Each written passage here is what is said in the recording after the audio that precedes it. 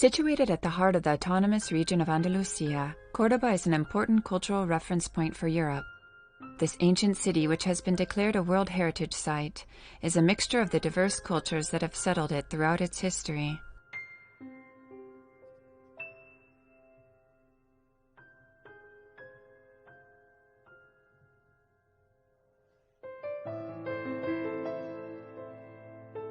The present-day gate replaced an older one that formed part of the city wall. It was built by Hernán Ruiz.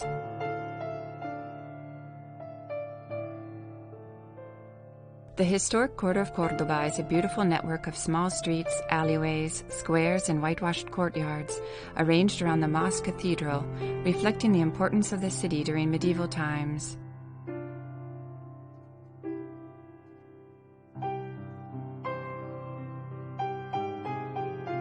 The Mezquita of Cordoba is a splendid and fascinating 8th century building that has become a symbol of the many religious changes Cordoba has undergone over the centuries.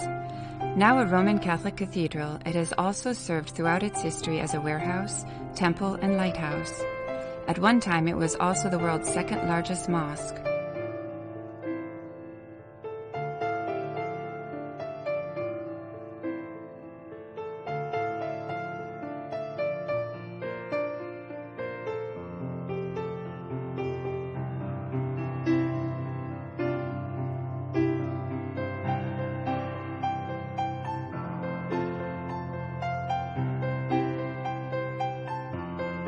Today the Mezquita is no longer a mosque, but Cordoba's cathedral, officially the Cathedral of St. Mary of the Assumption, though its architecture remains heavily indebted to the Islamic architects who built it as a mosque in the 8th century. The doorways are notable for the harmony of their design. The doors are a classic example of the typical Cordoban tripartite, buttressed doorway with its rich architectural adornment. Elaborately decorated friezes grace the area above the doors, with interlaced arches supported upon small marble columns. The motifs of the exterior windows are a symmetrical repetition of geometrical shapes extended toward infinity by multiplying, dividing, and rotating them until they become a metaphor of eternity.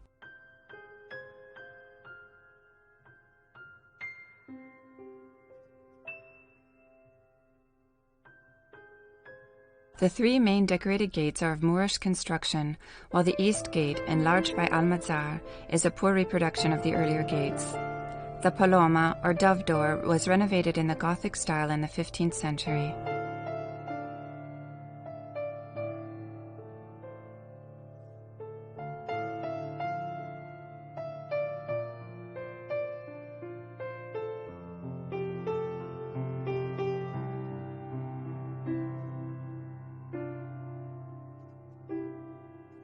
The Mezquita de Cordoba is remarkable for its giant arches and its forest of over 1,000 columns of jasper, onyx, marble, and granite.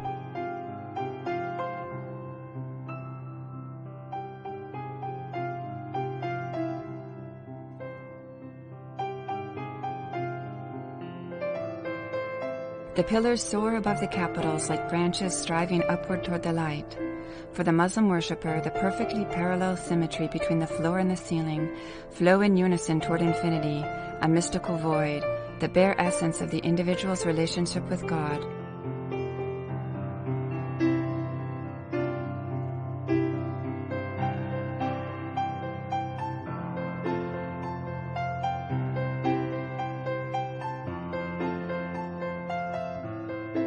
The red and white voussoir stone of the arches emphasizes the sensation of space repeating itself and expanding toward an unreachably far horizon.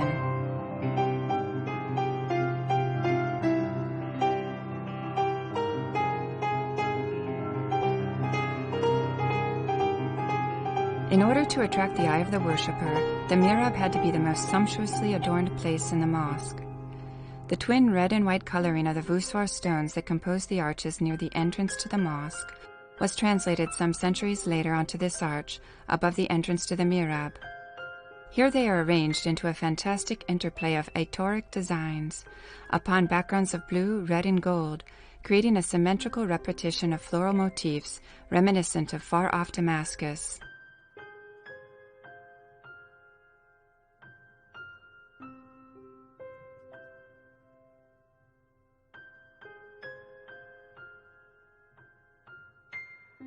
After the reconquest of Cordoba in 1236, the Great Mosque became a Christian place of worship, though no immediate alterations were made to the building itself.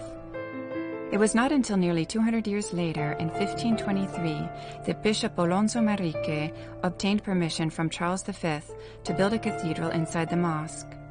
Architectural tastes and concepts had changed over the intervening 250 years, from Moorish architecture through the late Renaissance to the Plateresque, and finally to the extremely elaborate Spanish Baroque, the Churrigoresque.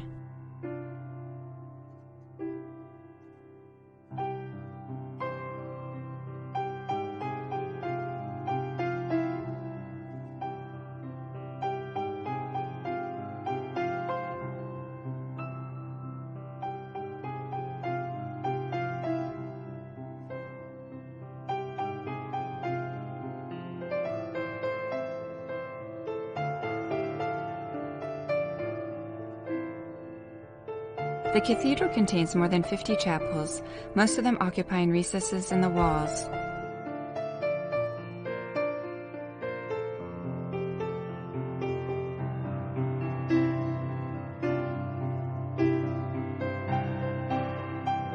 The most valuable item in the treasury is the early 16th century Gothic-style silver reliquary belonging to Enrique Arce, measuring 2.63 meters and weighing more than 200 kilograms.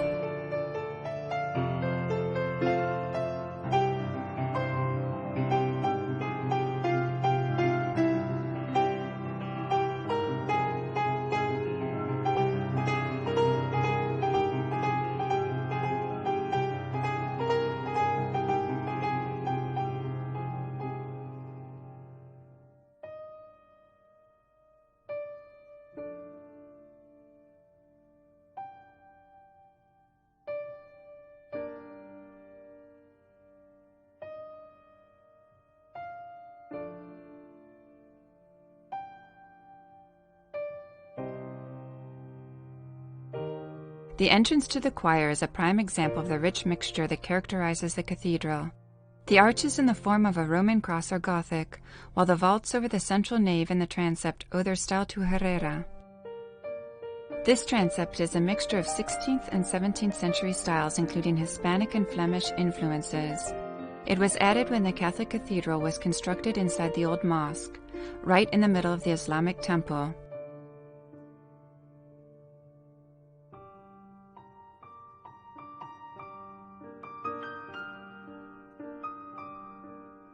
The choir has a square floor plan and is overlooked by a high frontispiece where the prelate's throne is situated, over which a statue of Saint Raphael, guardian of the city of Cordoba, watches.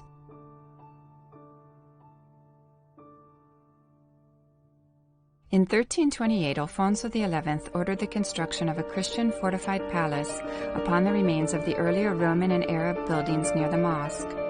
The fortress is square with towers at each corner, and its interior is ringed by a gallery flanked by numerous valuable archaeological treasures.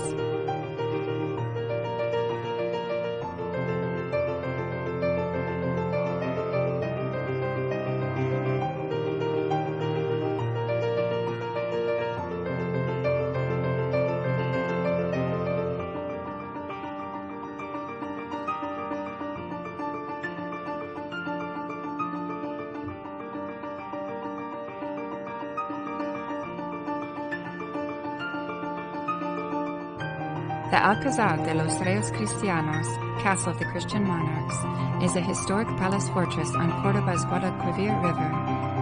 The Alcázar was built by Alfonso XI in 1328. The original Moorish Alcázar stood beside the Mezquita on the site of the present-day Palace of the Bishop. The Alcázar de los Reyes Cristianos is a quadrangular building notable for its strong walls and 3 towers: the Tower of the Lions, the Tower of Allegiance, and the Tower of the River. The palace became the seat of the Holy Inquisition in 1482 and remained so until it was abolished in 1821. Used as a prison until 1951, it was then restored for use as a museum and space for public events. The Alcázar is surrounded by magnificent gardens called the Paseo de los Reyes, where there are statues of all the kings who were historically linked to the palace fortress. The gardens occupy 55,000 square meters. It is pleasant to stroll along its paths, admiring its wide variety of plants, palm trees, cypresses, and orange and lemon trees, overlooking stone fountains and large ponds.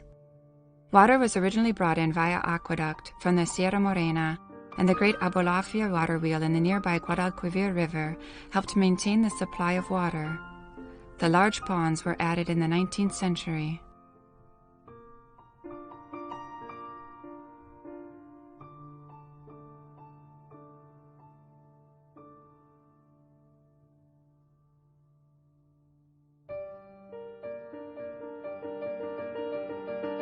Beds of colorful flowers are bordered by tall green hedges.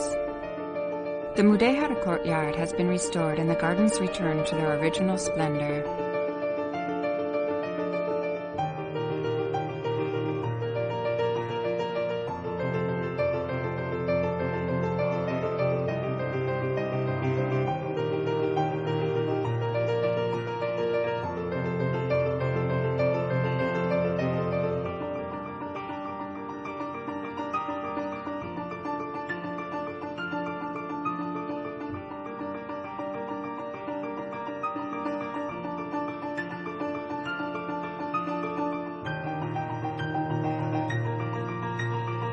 Behind the door to any Cordobesian house stands a typical patio of great historical significance, where water murmurs, flowers speckle the walls, and the grill-covered windows red, and the crosses of May come alive between the notes sung or plucked from the strings of a guitar, blending the fiber of life in a laughter that arises from Cordoba's cultural fusion.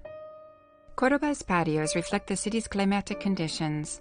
An essential part of its house's layout, they offer much-needed respite from summer's heat. Whitewashed walls, fountains, columns, and flowers are soothing in such a hot climate.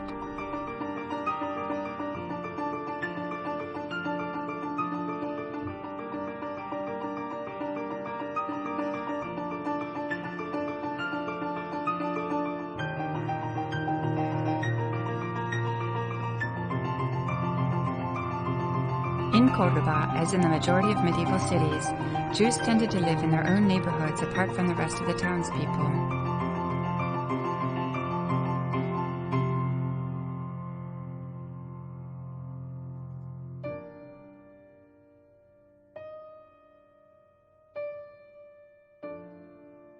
Here we see Maimonides, a great Spanish Jewish philosopher.